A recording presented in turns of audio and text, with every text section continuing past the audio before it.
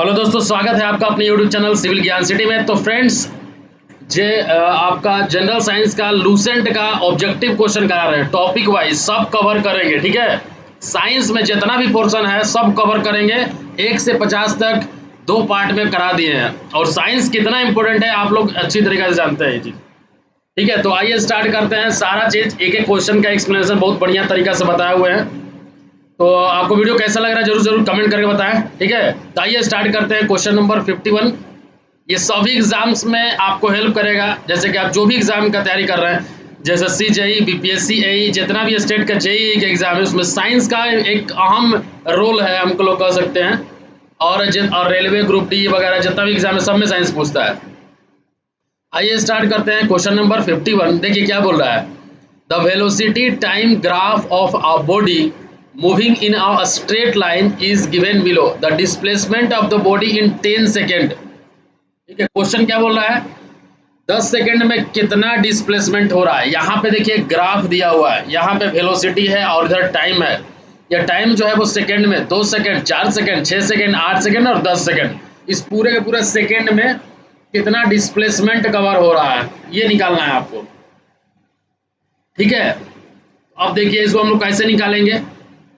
जो v और t का जो कर्व होता है, v और t का जो कर्व होता है वो क्या देता है, डिस्प्लेसमेंट देता है। अगर आपको डिस्प्लेसमेंट निकालना है डेल्टा x, तो v dt का इंटीग्रल करते हैं। ठीक है, तो इसमें हम क्या करेंगे, area of integral of v dt equals to क्या हो जाएगा, एरिया ऑफ vt डायग्राम। अगर यहाँ पे डिस्टेंस पूछता तो हम ये एरिया, ये वाला एक एरिया है आपका, ये एरिया हो गया। ठीक है, ये एरिया हो गया, ये एरिया हो गया और ये एरिया, हम इन तीनों को जोड़ देते हैं तो मेरा पूरा का पूरा क्या मिल जाता, डिस्टेंस मिल जाता। प्लस माइनस कुछ नहीं, बस तीनों जोड़ देते तो। लेकिन यहाँ पे क्या निकालना है, डिस्प्लेसमेंट निकालना है।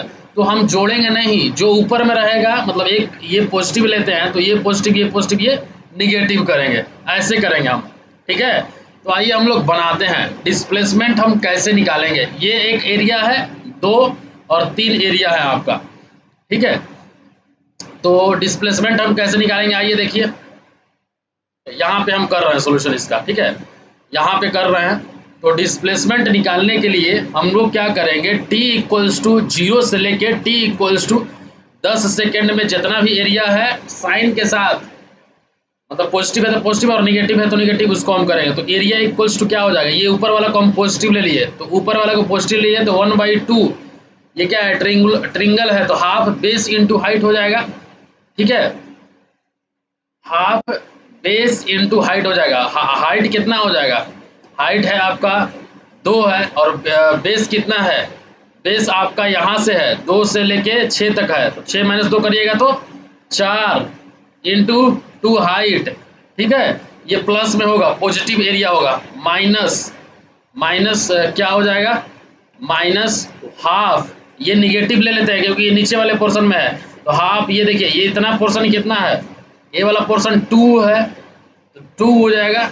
ठीक है, इनटू ये हाइट कितना है, 2 है तो 2 हो जाएगा, प्लस ये ऊपर वाला पोर्शन को प्लस लेंगे तो ये इसका ये पूरा का पूरा यहाँ से 8 से 10 है तो 10 - 8 क्या हो जाएगा, 2 हो जाएगा।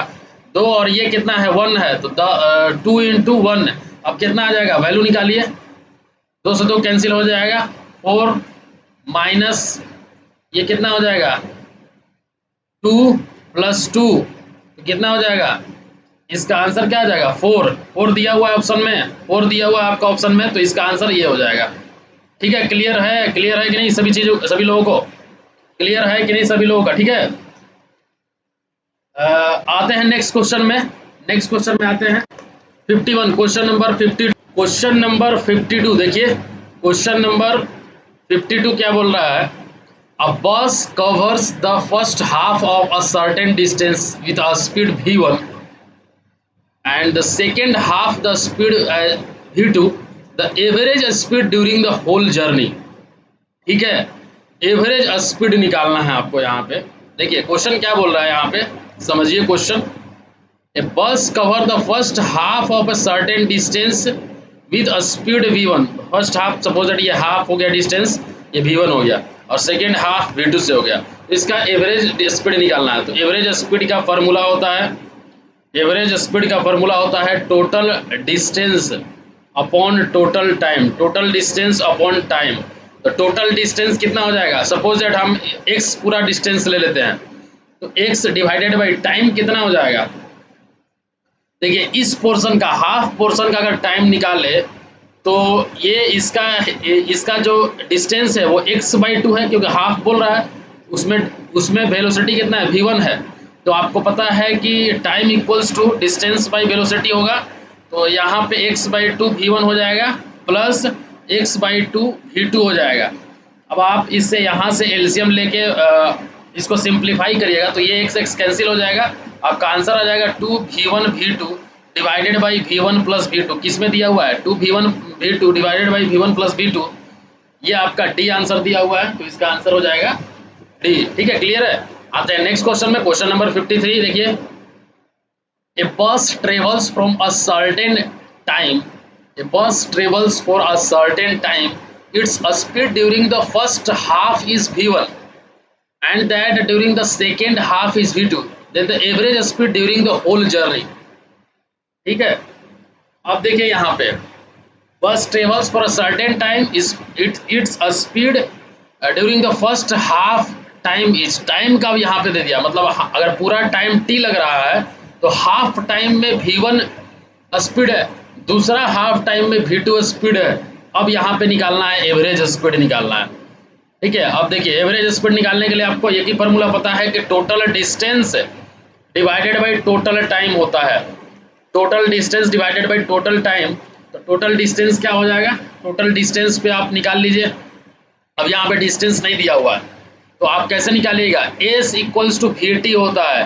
तो यहाँ पे v1 into T by two, v1 into T by two plus v2 into T by two, मतलब दोनों तो टी बाई टू ही है, और टोटल टाइम कितना हो जाएगा t। तो यहाँ से टी कैंसिल हो जाएगा। तो अगर आप इसका वैल्यू निकालते हैं तो v1 plus v2 divided by 2 आ जाएगा। ठीक है, v1 plus v2 divided by t आ जाएगा, तो इसका आंसर हो जाएगा सी। नेक्स्ट क्वेश्चन देखिए, क्वेश्चन नंबर 54, बहुत ही बढ़िया क्वेश्चन है। ठीक है, क्वेश्चन नंबर 54 देख सकते हैं, आपके स्क्रीन के सामने है और आप इसका आंसर दीजिए क्या होगा। A car goes straight from a point A to point B with a velocity of 40 km per hour and returns back with a velocity of 60 km per hour. The average velocity during the whole journey is। देखिए बहुत important question है और आपको यहाँ पे बढ़िया सा concept पता चलेगा क्या है। ये यहाँ पे बच्चे कंफ्यूज कर जाते हैं। ठीक है, तो देखिए यहाँ पे क्या बोल रहा है कि एक कार है, ये एक आपका ए पॉइंट है, ये आपका बी पॉइंट है। ठीक है, यहाँ से 40 किलोमीटर पर आवर से जा रहा है, मतलब इनिशियल पॉइंट ये है मेरा। ठीक है, और जब बी पॉइंट पे पहुँच गया तो वहाँ से जो रिटर्न हो रहा है तो वो कितना वेलोसिटी के साथ रिटर्न हो रहा है, 60 किलोमीटर पर आवर के साथ रिटर्न हो रहा है। तो यहाँ के पे क्या पूछ रहा है, average velocity during the whole journey, average velocity पूछ रहा है। इससे पहले अभी तक दो क्वेश्चन जो बताएं उसमें क्या पूछा था, स्पीड पूछा था। यहाँ पे एवरेज वेलोसिटी पूछ रहा है। तो एवरेज वेलोसिटी जो होता है वो आपका डिस्प्लेसमेंट बाय टाइम होता है। एवरेज वेलोसिटी जो होता है वो टोटल डिस्प्लेसमेंट बाय टाइम होता है। टोटल डिस्प्लेसमेंट बाय टाइम, उधर क्या होता है speed, average total distance by time होता है। तो यहाँ पे टोटल डिस्प्लेसमेंट निकालिएगा तो डिस्प्लेसमेंट इनिशियल पोजीशन से यहाँ से चला और फाइनल पोजीशन यहीं पे आ गया। ठीक है, यहीं पे आके मतलब इनिशियल पोजीशन भी यही हुआ और फाइनल पोजीशन भी यही हुआ मेरा। ठीक है, तो यहाँ पे क्या हो जाएगा, टोटल डिस्प्लेसमेंट 0 हो जाएगा। तो यहाँ पे क्या हो जाएगा, एवरेज वेलोसिटी 0 आ गया। ठीक है, देखिए क्लियरली आपको समझ में आ रहा है, यहाँ पे एवरेज वेलोसिटी क्या हुआ, होल जर्नी का 0 हो गया यहाँ पे, टोटल डिस्प्लेसमेंट बाय, और इसका आंसर ये हो जाएगा। ठीक है, ये आप याद रखिएगा इसको। नेक्स्ट क्वेश्चन देखिए, क्वेश्चन नंबर 55, क्वेश्चन नंबर 55 आपके स्क्रीन के सामने में दिख रहा होगा। देखिए question number 55, a body slides down a frictionless inclined plane, कोई बॉडी है जो कि एक फ्रिक्शनलेस इंक्लाइंड प्लेन पे when released from the rest slides down, when released from the rest another body falls freely from the same height। ठीक है, दूसरा जो बॉडी है वो भी क्या हो रहा है, नीचे सेम हाइट से नीचे आ रहा है फ्रीली। तो क्या होगा, then both reach the ground together, body slides down the plane will strikes the first. इसका आंसर क्या होगा, both reach the ground with the same speed. Actually क्या है, यहाँ पे फ्रिक्शन लेस बोल दिया है, तो इस केस में फ्रिक्शन का जो वैल्यू है, कोफिशिएंट ऑफ फ्रिक्शन है, वो 0 हो जा रहा है। तो दोनों क्या होगा, दोनों सेम स्पीड से नीचे में आएगा। ठीक है, ठीक है, दोनों क्या होगा, सेम स्पीड से नीचे में आएगा। अब देखिए यहाँ पे next question, question number 56। Question number 56 देखिए यहाँ पे, which of the following graphs represent accelerated motion. Accelerated motion, इसमें से कौन सा ग्राफ रिप्रेजेंट कर रहा है। तो यहाँ पे एक्सेलरेटेड मोशन जो है, ये जो है आपका देखिए, acceleration equals to velocity by time होता है। और जो यहाँ पे अगर बात करें हम, एक्सेलरेटेड मोशन जो हो रहा है, ये आपका ये जो कर्व है, ये रिप्रेजेंट कर रहा है आपका यहाँ पे। ठीक है, तो इसका आंसर हो जाएगा सी। आते हैं नेक्स्ट क्वेश्चन में, क्वेश्चन नंबर 56 57। क्वेश्चन नंबर 57 देखिए, a train of length 150 metre is going towards north. एक ट्रेन है जिसका कि लेंथ जो है 150 मीटर है। ठीक है, एक ट्रेन है जिसका कि जो लेंथ है 150 मीटर है। इस ट्रेन का लेंथ, स्पीड कितना है, 10 मीटर पर सेकंड है, नॉर्थ की तरफ जा रहा है, नॉर्थ की तरफ जा रहा है 10 मीटर पर सेकंड से। एक पैरोट है, तोता है, flies at a speed of 5 metre per second toward south. 5 metre per second south की तरफ जा रहा है तोता।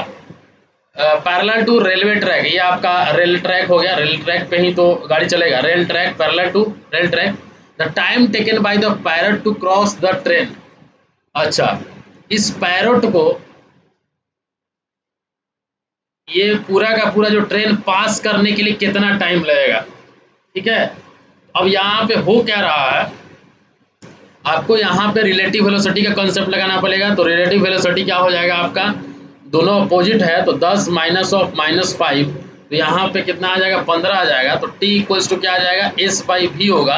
तो s का वैल्यू कितना है, 150, वेलोसिटी का 15, तो कितना आ जाएगा, 10 सेकेंड। ठीक है, तो इसका आंसर क्या हो जाएगा, 10 सेकेंड हो जाएगा। आते हैं नेक्स्ट क्वेश्चन में, a person is sitting in a moving train and is facing the engine.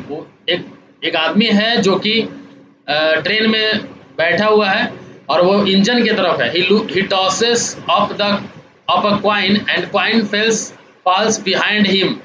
It can be concluded that train is moving. देखिए हो क्या रहा है कि एक आदमी बैठा हुआ है ट्रेन में। ठीक है, ट्रेन में एक आदमी बैठा हुआ और वो कॉइन को उछाला। ठीक है, वो कॉइन को क्या किया, एक कॉइन लिया और उसको क्या किया, उछाल दिया ऊपर में।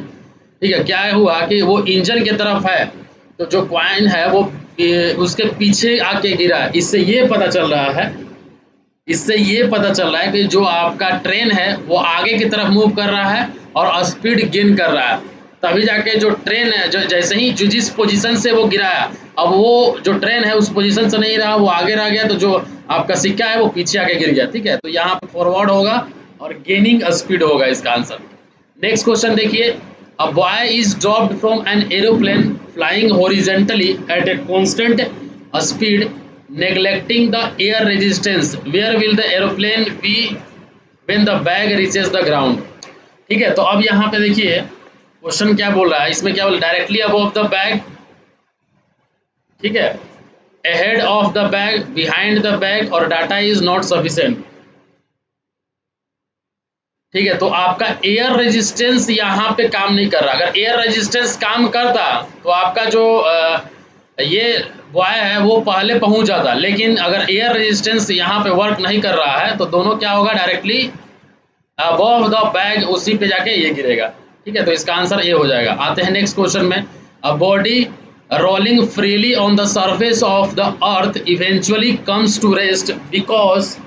ठीक है, एक बॉडी है जो कि फ्रीली रोल कर रहा है on the surface of the earth, eventually comes to, कब वो रेस्ट में आएगा, कब वो रेस्ट में आएगा, इसका जब फ्रिक्शन आएगा, जब उसमें फ्रिक्शन आएगा तो वो क्या होगा, रेस्ट में आएगा। तो इसका आंसर क्या हो जाएगा, बी हो जाएगा।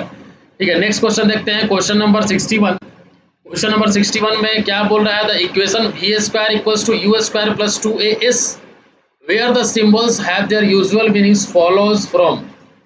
तो जो v square plus v square equals to u square plus 2as होता है, ये आपका न्यूटन्स लॉ नहीं है, मतलब ये लॉ में नहीं आता है। Newton's first law, second law, third law अलग चीज हो जाता है, ठीक है।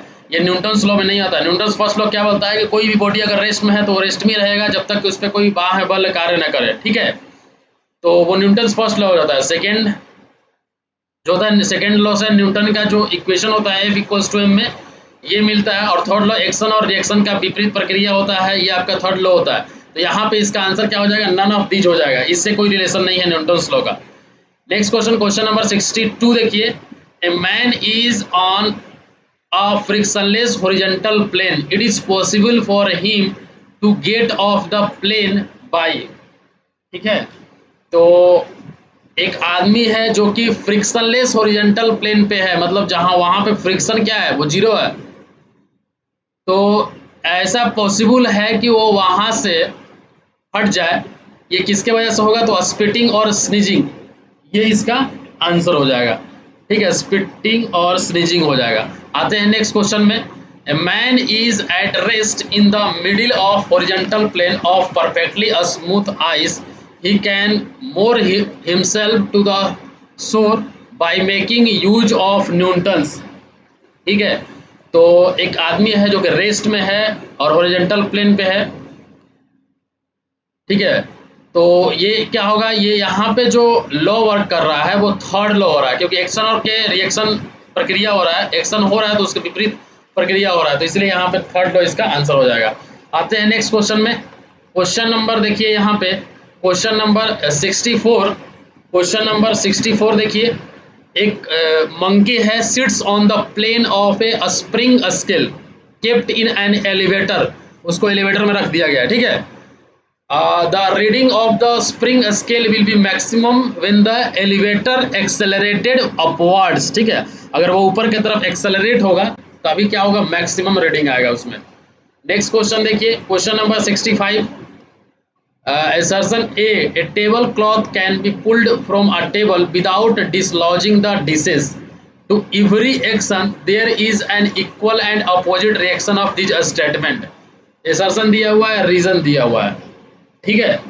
तो इसका आंसर क्या हो जाएगा, a table cloth can be pulled from a table without dislodging the dishes, ठीक है। ये तो नहीं हो सकता है, ये स्टेटमेंट क्या होगा, फॉल्स, क्योंकि आप टेबल है उस पर आप कपड़ा रखा हुआ है, उस पर कुछ बर्तन वगैरह या कुछ भी डिशेस रखा हुआ है, अगर टेबल को आप पुल्ड करते हैं तो क्लॉथ को अगर पुल करते हैं तो आपका जो वो है ऊपर वाला कपड़ा है वो भी हट जाएगा, ठीक है। तो इसका आंसर क्या हो जाएगा, ये तो आपका गलत हो जाएगा। To every action there is an equal and opposite reaction of this statement, ये तो सही है, न्यूटन थर्ड लॉ है। तो इसका क्या हो जाएगा, ए फॉल्स हो जाएगा, बट और क्या होगा, ट्रू होगा, बट आर क्या होगा, ट्रू होगा इसका आंसर, ठीक है। नेक्स्ट क्वेश्चन देखते हैं, क्वेश्चन नंबर 66। देखिए क्वेश्चन नंबर 66 समझिए। A ball is thrown vertically upward, एक बॉल है, ठीक है, जिसको कि वर्टिकली अपवर्ड हम लोग फेंके हैं। Assuming the air resistance to be constant and considerable, the time of ascent और टाइम ऑफ डिसेंट का क्या इसमें होगा, टाइम ऑफ एसेंट बड़ा होगा। देखिए टाइम ऑफ एसेंट होता है जिस टाइम से ऊपर की तरफ जाता है वहां पे वेलोसिटी जीरो हो जाएगा। शुरू में क्या हुआ, शुरू में वेलोसिटी यू रहा, यहाँ पे एक आपका क्या लगा, आपका वेट भी लग रहा है, नीचे जी लग रहा है, और एयर जो जिस तरफ बॉडी मूव करता है उसके अपोजिट डायरेक्शन में एयर रेजिस्टेंस काम करता है, ठीक है। और ऊपर से जब आ रहा है यहाँ पे जो वेलोसिटी हो जाएगा वो जीरो हो जाएगा। जब ऊपर से नीचे की तरफ आ रहा है तो आपका mg तो नीचे ही लगेगा, g भी नीचे ही लगेगा, ठीक है। और जो फोर्स होगा वो ऊपर की तरफ लगेगा, जो एयर रेजिस्टेंस लग रहा है। तो यहाँ पे अगर आप ए इफेक्टिव निकालते हैं एक्सेलरेशन का वैल्यू, तो एक्चुअली ये वेलोसिटी ऊपर जा रहा है, तो यहाँ पे क्या हो जाएगा, g plus f by m होगा। और इस केस में क्या होगा, A2 equals to g minus f by m होगा, क्योंकि g नीचे जा रहा है और f ऊपर जा रहा है, तो यहाँ पे माइनस हो जाएगा और यहाँ पे प्लस हो जाएगा, ठीक है। तो यहाँ पे एक्सेलरेशन का जो वैल्यू है वो ज़्यादा हो जा रहा है और यहाँ पे एक्सेलरेशन का वैल्यू जो है वो कम हो जा रहा है। इसका मतलब ये है कि आपको पता है कि एस इक्वल्स टू क्या होता है, UT plus half a t square होता है। मतलब जो आपका एक्सेलरेशन होगा वो इन्वर्सली प्रोपोर्शनल होगा टाइम का। तो जिसमें एक्सेलरेशन ज़्यादा होगा उसमें टाइम कम लगेगा। मतलब इसका जो टाइम होगा टी ए हम ले लिए और इसका जो टाइम टी डी लिख दिए, तो टी डी का टाइम ज़्यादा होगा क्योंकि उसमें एक्सेलरेशन कम लग रहा है, टी ए ज़्यादा हो रहा है।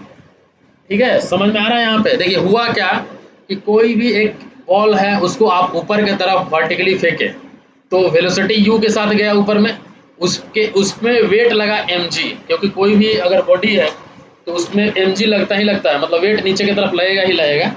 तो mg तो नीचे लग गया और g भी नीचे है, g हमेशा नीचे लगेगा, ग्रेविटेशनल फोर्स, ग्रेविटेशनल एक्सेलरेशन जो है नीचे लगेगा। और देखिए एयर रेजिस्टेंस जो आपका फोर्स है, एयर रेजिस्टेंस जो आपका फोर्स है वो क्या लगेगा, यहाँ नीचे लगेगा क्योंकि ऊपर की तरफ वेलोसिटी है। हमेशा ये जो आपका फोर्स लग रहा है वो मोशन के अपोजिट लगता है। ठीक है, तो यहाँ पे इफेक्टिव एरिया आपका एक्सेलरेशन निकालिएगा तो जी प्लस एफ बाई एम हो जाएगा, यहाँ पे जी माइनस एफ बाई एम हो जाएगा। तो इसका आंसर क्या हो जाएगा, टाइम ऑफ डिसेंट जो होगा वो ज़्यादा होगा टाइम ऑफ एसेंट से। तो इसका आंसर ए हो जाएगा। नेक्स्ट क्वेश्चन देखें, आइए देखते हैं नेक्स्ट क्वेश्चन। Question number 67।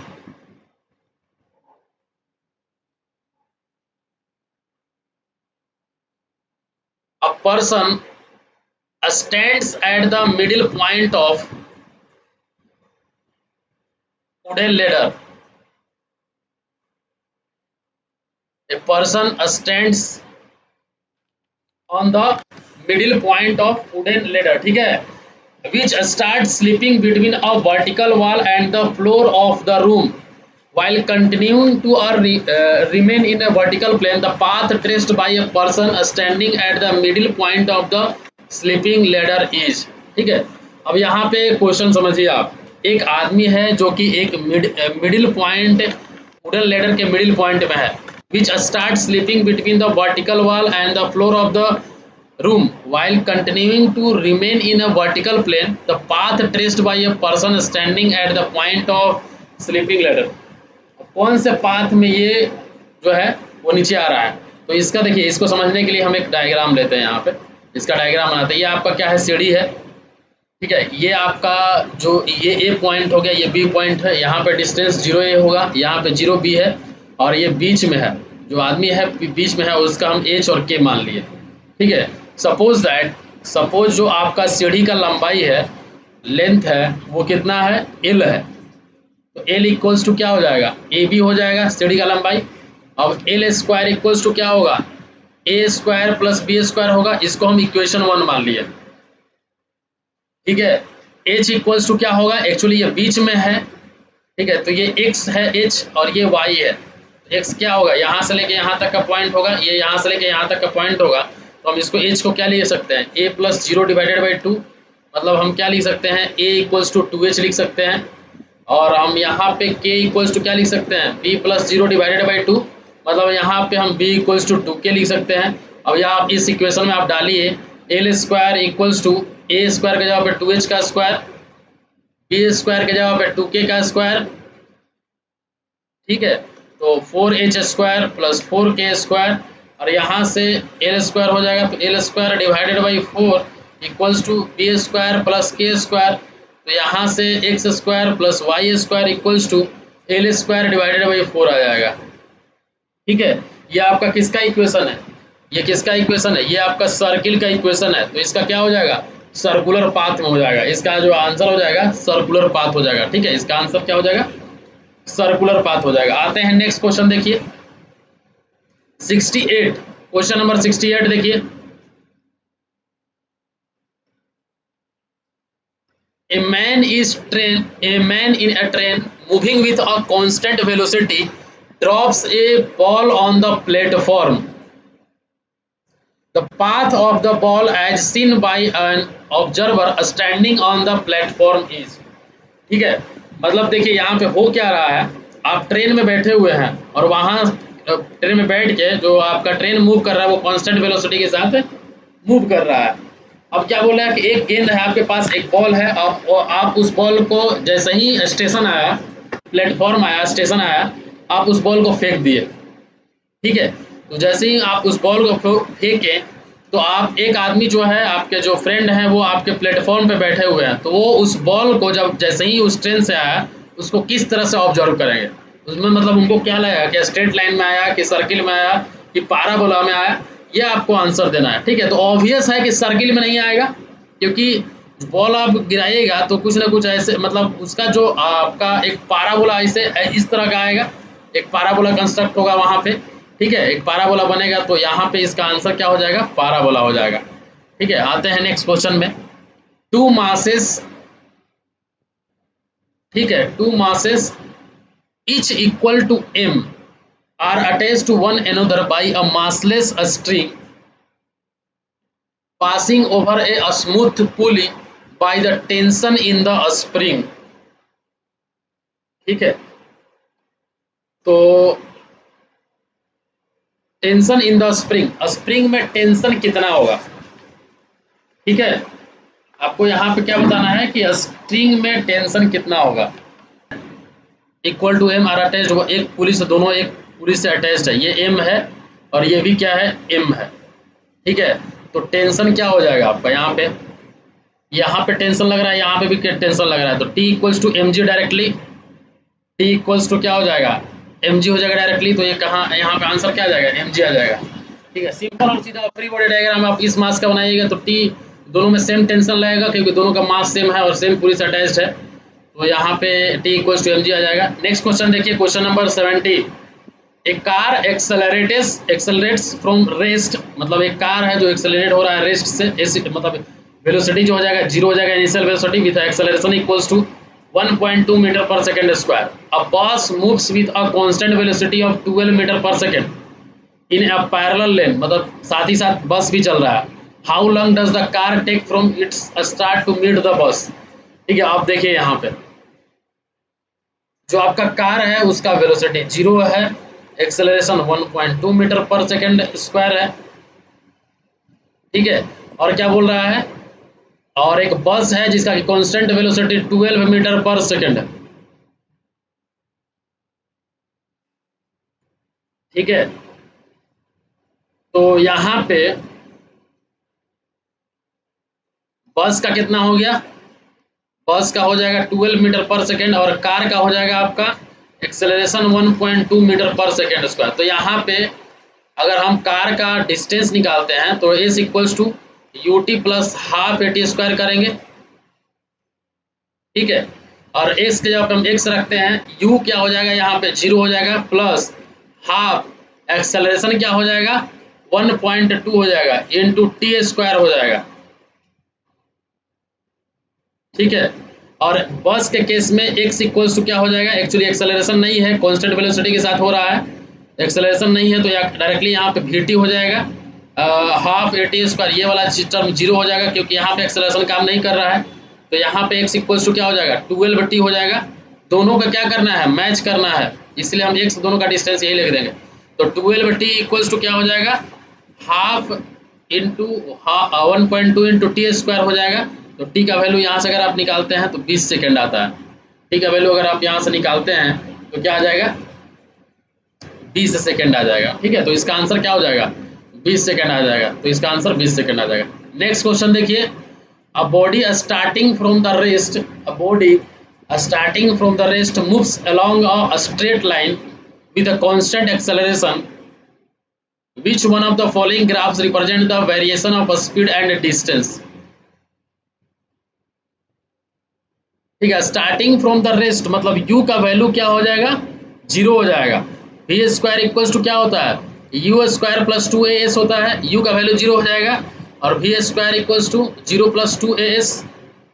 ठीक है, तो वी स्क्वायर इक्वल्स टू क्या हो जाएगा, टू ए एस हो जाएगा, मतलब v जो होगा वो इनवर्सली प्रोपोर्शनल टू स्क्वायर हो जाएगा। यहाँ पे जो ये कर्व ड्रॉ हो रहा है, ये जो आपका इक्वेशन मिल रहा है ये आपका पाराबोला का है। ठीक है, तो इसका हम लोग आंसर देखेंगे कौन सा है। ठीक है, इसका आंसर पाराबोला में किससे मैच कर रहा है, पाराबोला, ये तो होगा नहीं इसका आंसर। ठीक है, ये तो होगा नहीं इसका आंसर।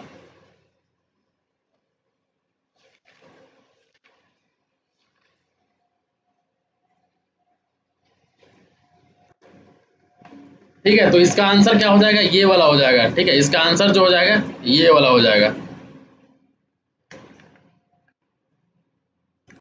भी के सिमेट्रिकल ही होगा, भी के सिमेट्रिकल ही होगा। ये आपका एस के सिमेट्रिकल है। भी स्क्वायर है मतलब भी की जगह पर अगर हम माइनस भी पुट कर रहे हैं तो भी ही आएगा, इसलिए ये भी के सिमेट्रिकल है। तो भी के सिमेट्रिकल ये है, ये भी क्या है, कहीं ना कहीं ये भी क्या है, ऐसे इक्वेशन आएगा तो ये नहीं होगा आपका, ये हो जाएगा। भी के सिमेट्रिकल इक्वेशन ये हो जाएगा, तो इसका सी आंसर हो जाएगा। आते हैं नेक्स्ट क्वेश्चन में, क्वेश्चन नंबर 72। क्वेश्चन नंबर 72 देखिए, question number 72, the value of which one of the following quantity remains the same in all system of unit? The value of which one of the following quantity remains same in all system of unit? ठीक है, तो इसका answer तो आप easily कर पाइएगा। सभी system of unit में जो स्पेसिफिक ग्रेविटी होता है उसका यूनिट क्या होगा,